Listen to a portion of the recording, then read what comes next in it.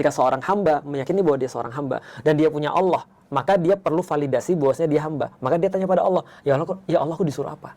Maka Allah bilang, sholat. Ya udah, aku sholat. Gini, dikatakan pemaksaan kalau itu adalah di luar daripada kesadaran kita. Di luar dikatakan pemaksaan kalau di luar, oke.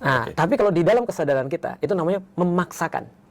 Memaksakan? Memaksakan tidak selalu salah dong. Enggak, disiplin itu. Karena, betul. Memaksakan itu formnya yang paling bagus adalah disiplin. Itu memaksakan diri karena kita tahu ini baik bagi kita. Nah, di dalam Islam ada namanya proses pembiasaan atau pendisiplinan itu. Salah satunya caranya dengan sholat. Jadi apakah orang sholat semuanya harus menemukan rasa cinta pada Allah dulu? Jawabannya tidak juga sih.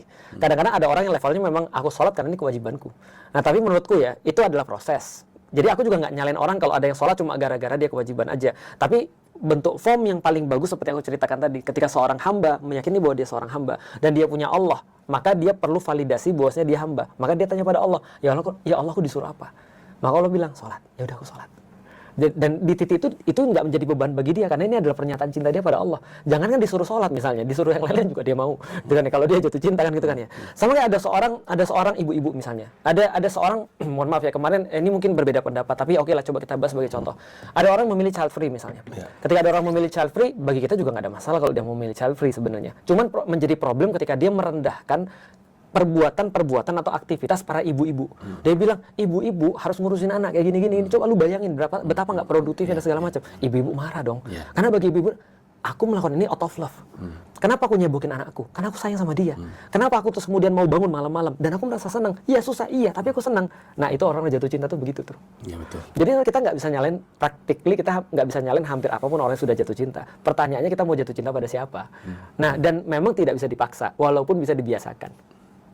Dan sebenarnya untuk menunjukkan kecintaan kita masih bisa, nggak usah ngomongin di luar sholat ya. Menunjukkan kecintaan juga bisa dilakukan di dalam sholat itu sendiri dengan bacaannya yang lebih baik. Betul. Suratnya yang lebih impresif untuk Allah gitu. Jadi tapi itu level tinggi sih. Menurutku level pertama-tamanya sih yang paling harus dilakukan itu adalah sebenarnya khusyuk. Itu pertanyaan selanjutnya. Menciptakan kehusukan. Oke. Karena nggak gampang ya. Ada dua. Oke. Satu, mengingat mati.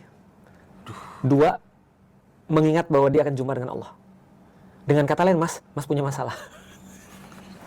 Pertanyaannya adalah, masa punya masalah dulu baru kita khusyuk?